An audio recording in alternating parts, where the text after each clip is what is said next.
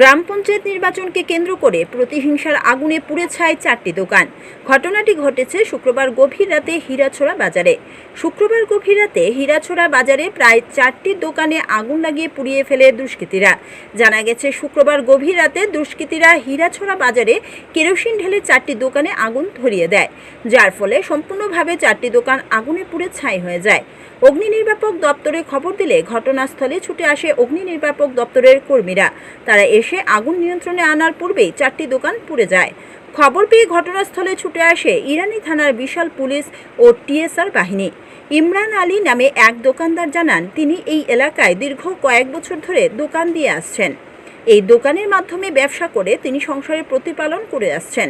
তিনি বলেন, রাজনীতির প্রতিহিংসার কারণেই এই অগ্নিকাণ্ডের ঘটনা সংঘটিত করেছে দুষ্কৃতীরা। তাই প্রশাসন যাতে দোষীদের আইনের আওতায় এনে উপযুক্ত শাস্তি প্রদান করে।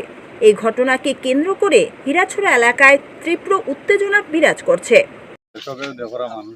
আমি হঠাৎ করে রাস্তায় বলবাছি মানে 3টা সাড়ে 3টার সময় যে হীরাছড়াতে আমার একটা দোকান আসলো, সাইকেলের দোকান।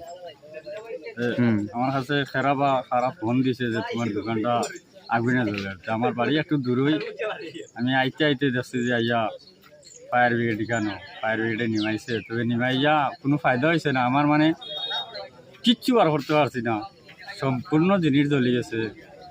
ক্ষয়ক্ষতি কেমন হইব? প্রায় 2.5 থেকে 3 লাখ টাকার ক্ষয়ক্ষতি হইব। কত দূরে? Report, SD news media.